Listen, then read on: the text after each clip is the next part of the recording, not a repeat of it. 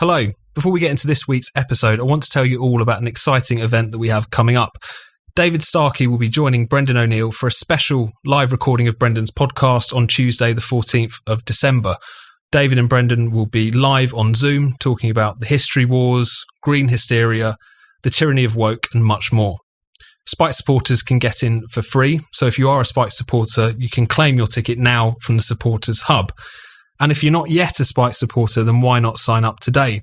You'll get free access to this event, plus lots of other exciting perks.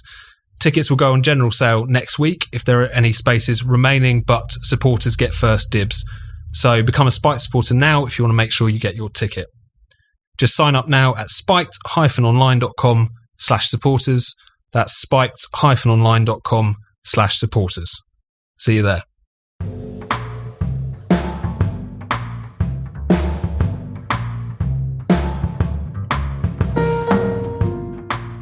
Welcome to Last Orders, a look at the news each month from a slightly disgruntled, libertarianish perspective. In this episode, we discuss the Omicron variant, why America is tearing itself apart, and the genius of Barry Humphries.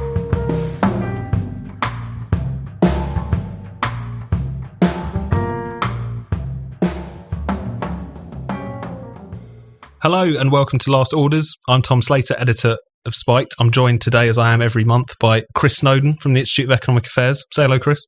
Hello, Chris. Brilliant. And we're joined by another comedian today, and that's Simon Evans, who's a fantastic stand-up, a writer, and I'm very pleased to say a recently minted Spiked columnist as well. So, Simon, thanks so much for coming back on the show. I don't know about minted on the Spiked page, but yes, thank you. I'll have a word with the accounts people. So we're going to talk about a bunch of things today, but let's start off with the big story which is dominating everything, which of course is the Labour which of course is the Omicron variant, the new variant which was discovered in South Africa at first, has since apparently got all around the world. Various governments responding to this. In the UK, we're recording this on Tuesday, the mask mandate for shops and transport has come back in. New rules around self-isolation. So even if you're vaccinated, you've got to isolate for 10 days, more travel restrictions, light though they are for all international travel.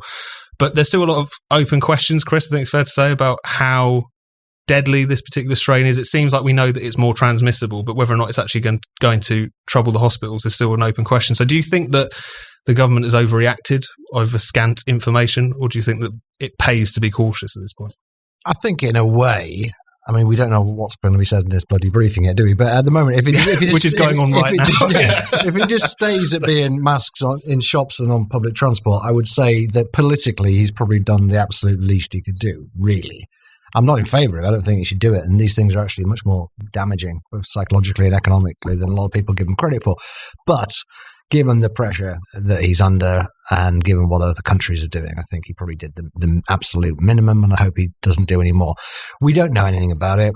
I'm a bit puzzled that scientists are saying it's going to be 2 months before we do really know anything about it. I mean, supposedly there's masses of people in South Africa who've got it. Can't we monitor them for a few weeks? And, if they're suddenly dropping dead, or at least going into hospital in large numbers, then we know we've got trouble on our hands. You say that we know it's more transmissible. It probably is based on its structure, but we don't actually know that in terms of real world evidence yet. Sort of speculation based on the area around Johannesburg or something like this. Well, it shot up in that area, but from a very low base. It shot up last summer. It shot up last winter. It shot up a lot of times in South Africa. They've had a very, very bad time of it. So no, we don't know very much about it. I wouldn't say we don't know anything about it, because you can infer a lot of things from the number of mutations, and by God, it has mutated to a ridiculous degree, as far as I can tell. It seems to have gone through some HIV patient. So, it doesn't sound good that the whole world's now threatened with sort of African COVID AIDS. But it's a very delicate way of putting it. We have to, if we can weather this storm, we can weather any of them, I would say, because, I'm not a virologist, as I often say on this podcast, but because I know people do mistake me for one.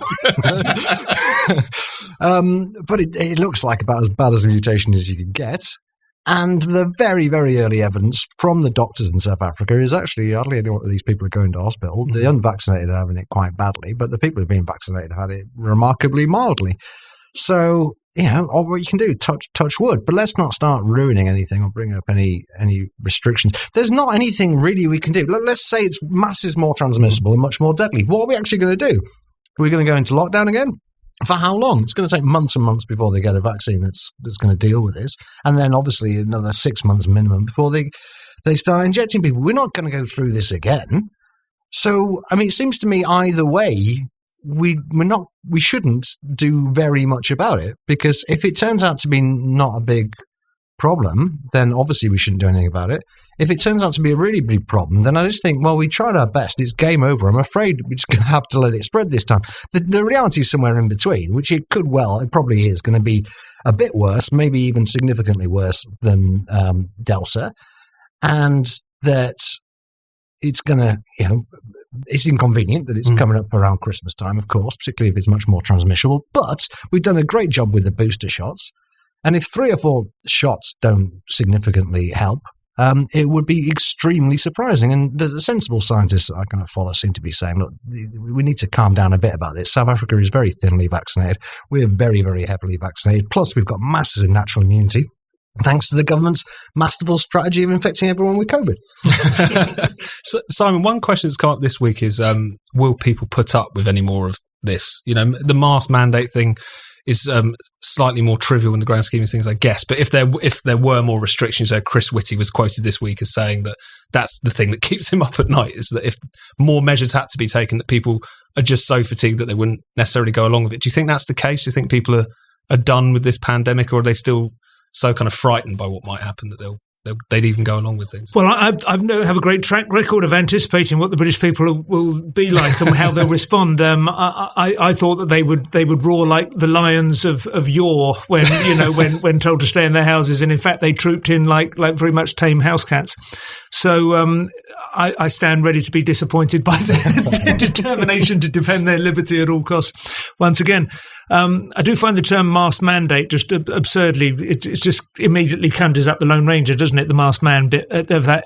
So you need a new term that isn't immediately visible. But I don't know why it's a mandate. I think it seems to be a suggestion. I went onto the tube this morning. About half the people weren't wearing masks. I did wear mine in a very desultory kind of, I'm not really wearing this kind of way, And there was a fella stopped me as I went into TK Maxx and demanded I put my mask on, and he wasn't wearing one. I said, you're not wearing it. He went, I've got dispensation, and pointed to his badge. And I did say, I think TK Maxx maybe ought to look at who's performing which role in this store. If you're going to put somebody on the door that's demanding you wear a mask, it'd probably be best if they were actually capable of obeying that.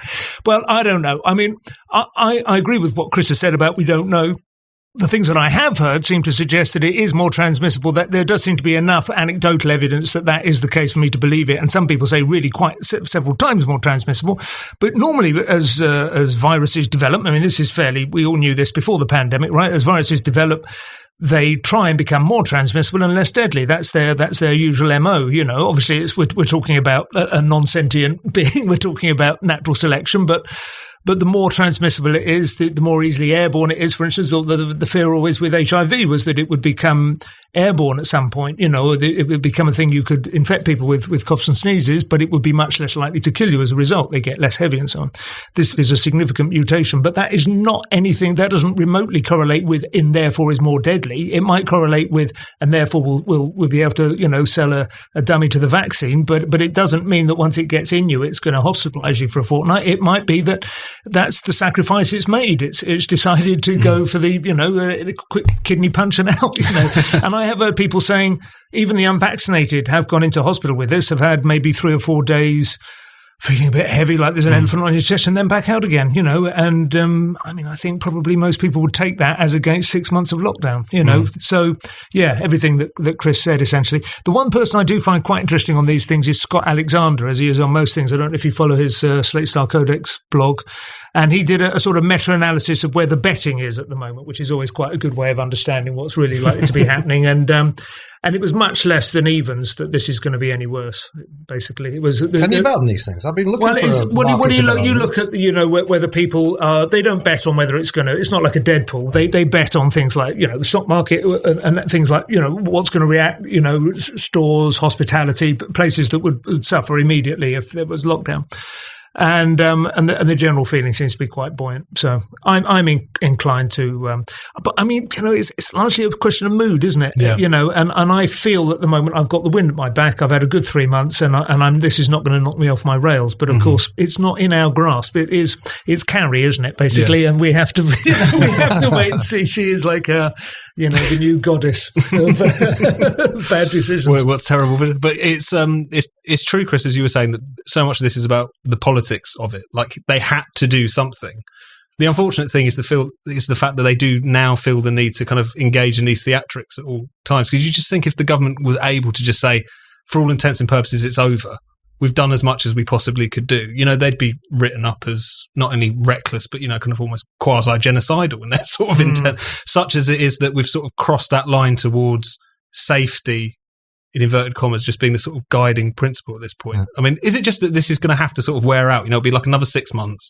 People will realise that, we've got a very heavily vaccinated population. They're not seeing their loved ones dropping like flies. And then the government will feel comfortable kind of saying, actually, this is over now. Is it just going to take a little bit longer before they can be honest with people? To me, I don't want to carry water for the government, but I think really they were getting pretty close to that point and had been since July. And all this while we've had bloody Independent Sage and a few of these people very vocal. And what happens is we need to put masks on kids and we need to vaccinate 5-year-olds and blah, blah, blah, blah. And it's been incessant. Every time the cases go up, it gets more and more hysterical. But the government's ignored all that kind of stuff.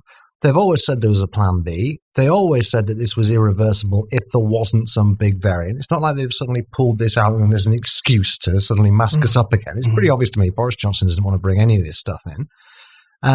Pretty obvious that Sajid Javid didn't want to bring in vaccine passports, and he didn't. But they did say that we're not completely out of the woods. There's always a chance of something bad happening, and I think this is as legitimate kind of a scenario for being potentially quite bad as you're likely to see. And even so, they've only made us wear masks on trains and shops. So I don't think they're itching at all to be doing a lot more on this. And yes, I think if we can kind of weather this storm, which I think we probably will, then I think it's pretty plain sailing. I mean, the theatricality of it is slightly ridiculous, though. Oh, of course, we're talking about very annoying. A strain that they think is, potentially more transmissible than Delta. But we're going to beat it with masks in shops. With masks in not shops, in pubs or anywhere else. Yeah, like Delta, overwhelmed the Australian police state, but this mask will stop anyone or whatever. But it is so unfortunate. I mean, one thing that might be worth picking up on is the fact that it's actually called the Omicron variant, because originally it was called the new variant. I'm not sure if anyone remembered this. Which is confusing. I can see that. So it's obviously it should be Z, right? Exactly. So the next letter in the alphabet, of course, was Z or She in the Chinese. Yeah. But for whatever reason, they haven't confirmed. The World Health Organization. They said that it's a very common surname. Oh, they actually they came out and said it. Common surname. So it's not just to defend the leader of the CCP. Oh, is that right? Never crossed my mind. No. It's a very common surname, particularly. They should have called it the Winnie the Pooh variant. They wouldn't dare do that, of course. But that was quite a fascinating sort of. I think the thing that's quite depressing about this is that everything feels so nostalgic. We had that press conference on Friday night. We refused to rule anything out. WHO said no travel bans. WHO said no travel bans. Then did something which was kind of a sop to the CCP. That was nice to see again. You had various members of the media taking it in turns to demand martial law at the immediate opportunity. You just feel like we are stuck in this doom loop. Well, the trouble is we have created in the last 18 months, understandably, but a lot of bad incentives, haven't we? There are bad incentives for certain scientific advisors and doctors and journalists, to keep us on high alert because it elevates their status. There are certain people who've made their career out of this and they don't like the idea that it might just be over, that it was a flash in the pan. I mean, I totally understand that. We all have that kind of, I think there's another series in this, guys, What do you mean? He dies at the end. What are you going to do? You can have this sort of a few straight-to-video versions or whatever, the prequel.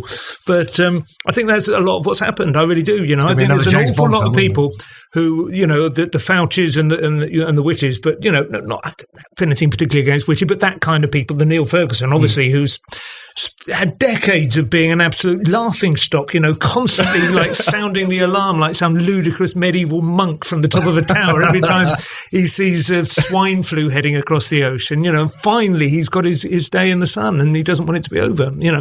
That's just human nature. I personally think Boris's approach to this is probably fairly close to the best you could have, which is to not be very strongly one way or the other. It's his usual fudging, isn't it? And that's probably is the best that you can hope for. I don't think any Prime Minister is going to stand up and go, this is over. It's over. Okay, get back to work, get back to normal. It's over. You've been vaccinated. You've had your fun. Now get back to work.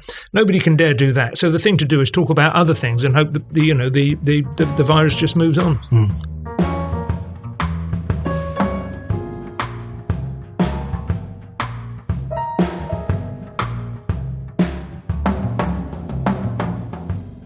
Are you looking for the perfect gift for the pro-freedom, anti-woke person in your life?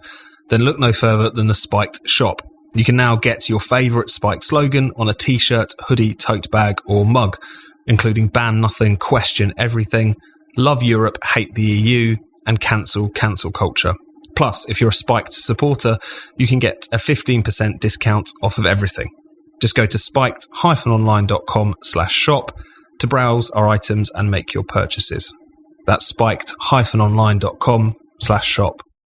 So we should move on to our second topic, which is hooked off of an article that you wrote, Simon, for us, your column, about America losing its mind, America coming apart, America seeming to be so plunged into kind of like one form of hysteria after another, it feels like at the moment. I wish could you just tell us a little bit about kind of what spurred you to write that piece and what you think is going so horribly wrong over there at the moment? It's been a growing sort of sense that I've had of alarm, really, it could easily be the media filters that I expose myself to, but at least since not just the dawn of Trump, but really the attempts to undermine and delegitimize Trump and the measures taken and the lengths gone to in order to get rid of him, But I don't know whether that kind of empowered. I know I feel a little bit hesitant to use words like empowered because I always get angry when people go, Brexit empowered or emboldened racists. It's a way of thinking about things that usually exposes your own biases and prejudices. But I think it's exposed a kind of.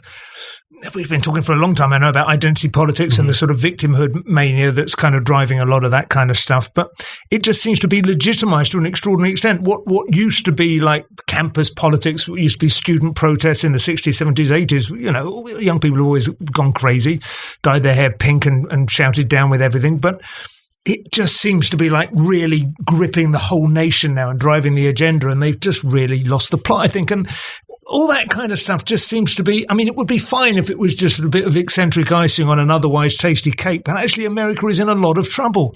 It's got huge drug dependency problems, deaths of despair off the scale, their prison population is spiraling constantly, and they have something that I think is quite legitimately referred to as the prison industrial complex. They think of the prisons in very much the same terms as the military industrial congressional complex, laws being passed in order to feed the arms manufacturers. And the same thing is happening with the prisons. And Black Lives Matter has got under the skin now of a huge swathe of very active people. And it doesn't have to be everyone, but this is one of the things that we all know now, right? There's this kind of figure that's thrown around. I dare say it could be plus or minus a couple of percent, but they say like 3.5% of the population have to be really activated for things to change. That's all you need. All you need is a really loud, urgent and crazed small percentage. And America seems to be getting driven by that to a large extent now, and just seems to be rejecting all the things. It was a creation of the Enlightenment. It was the absolute, it was the jewel in the crown of the Enlightenment. It's the Convention and the Bill of Rights and all the rest of it.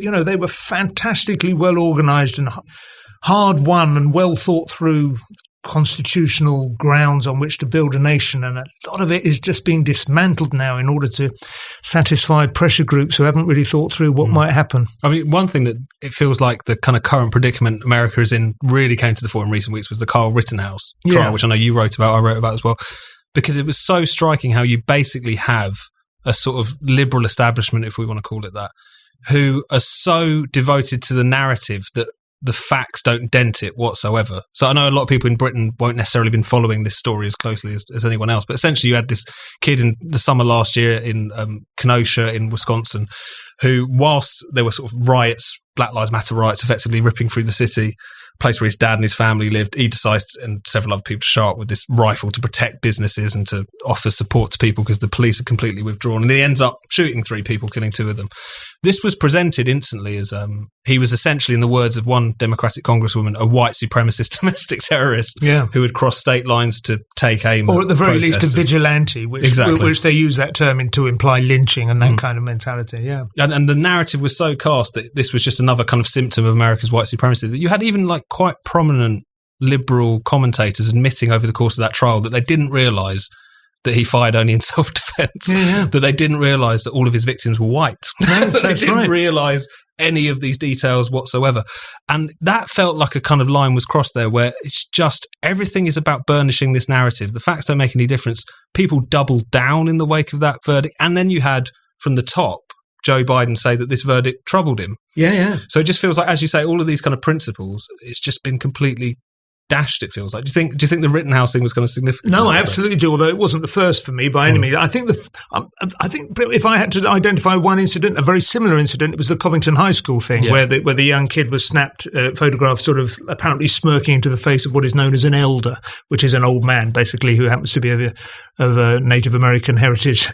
And that story, again, was totally spun and controlled the narrative, and it was completely in defiance of obvious, unambiguous video evidence about what the sequence of events were, which completely exonerated this kid, who was, he was wearing a MAGA hat, and that was enough, of course, to damn him in the eyes of these. But he got an enormous amount of money, didn't he? He did. The other thing about America is they have a crazy legal system. Where you can get billions of dollars. Carl Rittenhouse presumably will. No. Well, it's a very good question. He says he has no intention of doing so, but if he did change his mind, there are millions to be had. And as you say, people double down on it even after the verdict. It's extraordinary, and saying it wouldn't have happened if he'd been black. We all know what would have happened. Apart from the fact that, how many of the other facts do you want to change? If he's black, do the victims remain white or whatever? But there is a guy who was literally exonerated on the same day, who was black, who had shot police officers who broke in to his flat during a raid, and he had fired at them, and he was still allowed to claim self-defense. So it's and that case, of course, was completely ignored. Yeah. And I think it's important to emphasise when you use the word liberal, because I use it too about the American media, because it's their word and how they use it. It doesn't mean anything like it means here. It has nothing to do with John Stuart Mill. Or even Vince Cable. Vince Cable, exactly, or Nick Clegg. It is essentially a sort of almost like it's like a left-wing brainworm, liberal for them, and it is becoming a really serious issue. They just don't seem to be able to restore balance and on any degree of integrity. And if you've got papers like the New York Times and the Washington Post who are promulgating this absolute nonsense, deliberately obscuring and excluding facts from their accounts, America is in very, very serious trouble because nobody trusts anybody else's version of events. And when that happens, it's a hard country to keep tied together anyway. It's massive. It's a United States. It's conceivably a plural already to begin with. If it becomes disunited, then I don't know. Obviously, China rubbing its hands together in glee in exactly the same way that I know a lot of people said Putin was when he saw Brexit, dissolving the European Union. But maybe I'm seeing it from the other side now. I don't know, but I can't help thinking that if it were a psyop, then if the KGB was still active, you could struggle to imagine them having any better results than the ones that seem to be going on at the moment. It's often said, Chris, that we're sort of downstream from America really on a lot of these issues, but surely we can't get as mad as America has in recent years. Or do you think a lot of this stuff that Simon's been talking about, the identity politics, the general sort of hysteria, is sort of heading this way? It's hard to believe it happening here, isn't it? But people always say that. It can't happen here. Everything else has happened here. Yep. All the loony nanny state stuff from California has happened here, more or less, or is on its way. Go to Sussex University or Goldstones or whatever, you'll find the same idiotic educational ideas knocking around. So I don't see why not. It's a great shame. It's just another reason, I'm banging on about this more and more these days, but I think Western civilization is finished. And the saddest thing for me about America going completely balmy is it's one of a fairly small number of countries on my list that I could emigrate to, and I can't go there now because they've gone nuts. I don't fancy the sound of Canada. It has to be English speaking. You don't think you'd be right in like Texas or something? Is supposed to be the one. Well, that's the thing about America. But it's probably got another 5 years of Texas. Nevada, Texas, Arizona, maybe I could get maybe along Wisconsin with for a bit. Exactly. You know what you can get away with. I'm thinking Gibraltar. I think that's a good bet. It has. I need sunshine. I need English language. Well, I had a very agreeable weekend in Seville recently. It gets a bit hot in the height of summer. I think you probably want to go up to the north of Portugal. You don't like it hot, do you? I like Not it really very hot. But if you like it very hot, then Seville's I'd be happy the place. there. A lot of gambling companies in Gibraltar. I don't know. There's not many places to flee to, is there anymore? Even if you can get your PCR test. Or South Africa. Maybe give it a few weeks before. I don't know. I think we're just doomed. I'm just going to see it out here in Blighty, I think. The thing was, I think about this sometimes. I don't know if we've talked about this before. Spengler, Decline of the West. I mean, this book was published just on the eve of the First World War and was seen as being prophetic of that. But essentially, it said it's over then. That was 100 years ago. We've been running on fumes essentially for quite a long time. The First World War was the West committing suicide. The Second World War was the sort of second another kick in the teeth. The other shoe dropping on that same. There's been no reason. Everything that's happened since then of any excitement has either been a technological breakthrough or youth culture. Things like Elvis and the Beatles have been fantastic, but that's obviously nothing compared to like the Roman Empire type stuff, is it? So there's obviously, there's a kind of, the corpse is taking some time to go through full rigor mortis, but it's been over for some time. According to people who think about these things, We can still laugh along the way, which is why we should get onto our last topic, which is Barry Humphries basically taking the media for fools, which was this fascinating thing over the weekend. So Barry Humphries, obviously of Dame Edna and Sir Les Patterson fame, great Australian comic, who was on the This Morning sofa on Friday with Dermot O'Leary and Alison Hammond, I believe, who was sitting in for the usual Philip Schofield and Holly Willoughby. And at one point, just apropos of nothing, turns around and congratulates Dermot O'Leary on coming out of the closet. And it's absolutely brilliant, very simple but very effective, very effective joke. Brilliant on its own terms, but also striking for the response, Simon, just because of the fact that the Huffington Post, I think even various quite prominent journalists seem to say, the most they could say about it was, if this is intentional, this is funny. But they kind of naturally assume that he just That was Jeremy mistake. Vine, wasn't it? If this is intentional, you're like, what do you mean if? I mean, it's actually a joke format. I mean, his brother's a comedian. You'd think he would know the ropes, roughly speaking. Although he wouldn't do that one, interestingly, Tim. But what did you make of all of this? Well, I thought the joke was done brilliantly, and of course, it's not even quite a joke, is it? It's teasing. It's a creation of a very awkward scene, which, to be fair, I think the presenters handled very well. Dermot Leary just kind of crumples with embarrassment about the whole thing. Alison Hammond is shrieking with laughter. I don't know too much about it, but she seems very likeable. Somebody shared an interview she did with Harrison Ford and Ryan Gosling, I think, or something, for the Blade Runner, and they are both end up creased up in laughter. She seems like a very funny, genuinely happy. A famously difficult man to interview. Yeah. Apparently, he really went for her. So no, I mean, he does it brilliantly, Humphries, and it is puncturing the pomposity of Schofield coming out. Of course, is what is the target, really, not Dermot O'Leary. Dermot O'Leary, that's the beauty of the joke. Dermot O'Leary can't kind of defend himself because he's not actually the butt of the joke, even though he's sat there, he's being projected onto.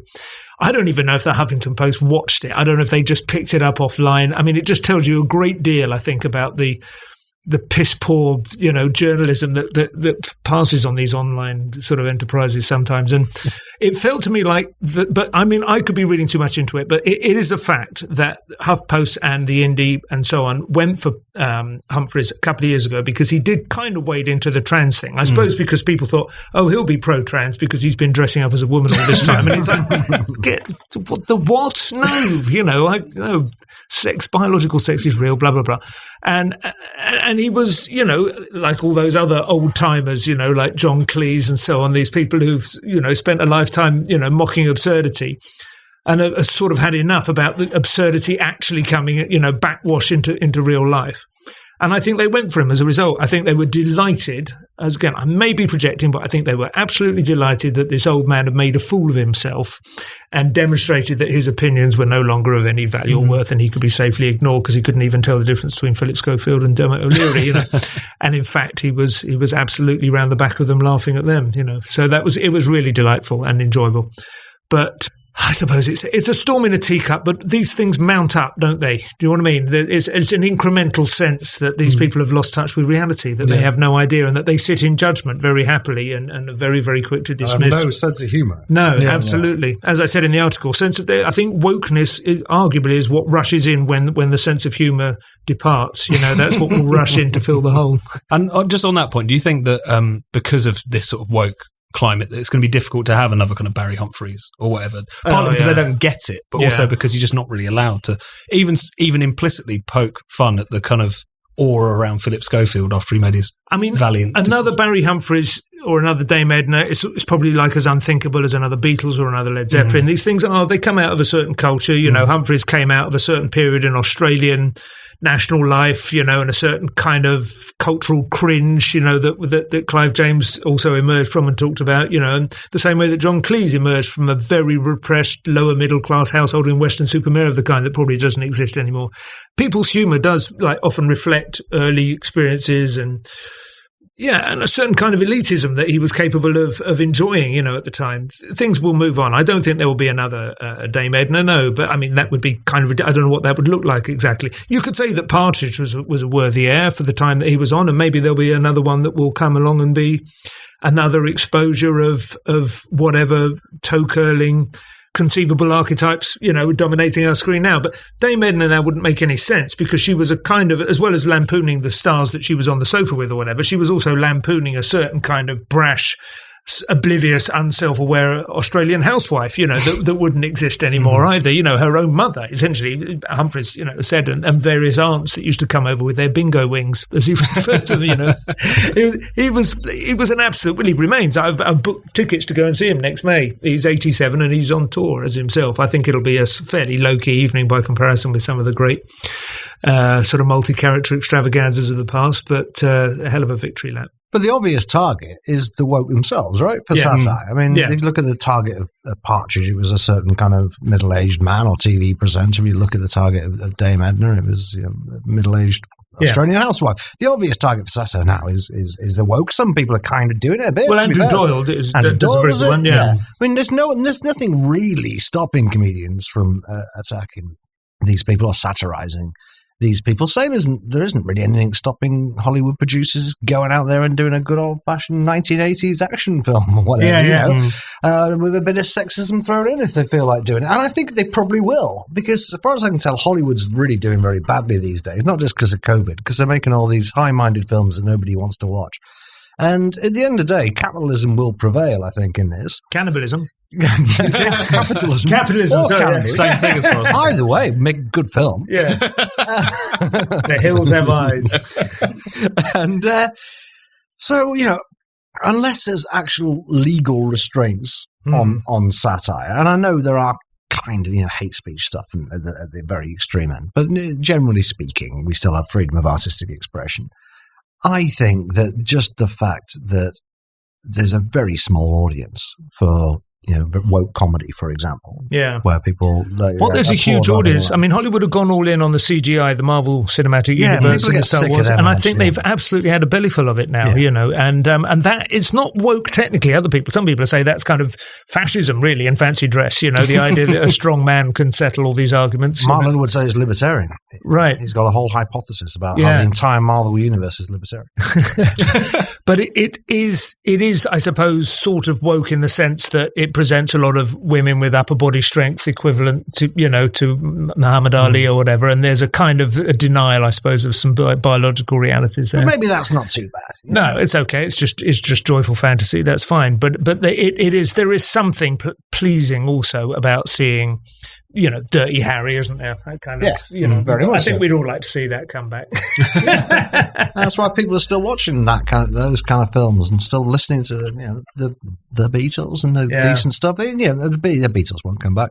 You know, Camille Paglia has she gave a talk about how the Rolling Stones, just has testicles, that music. It has bollocks, and it swings and it kicks and it's got testosterone in its DNA, and you don't hear that so much in music now. There's something now we are somehow like a bunch of old men, aren't we? Yeah. She's not an old man. She's she's a Californian lesbian, and so she should be listened to on this.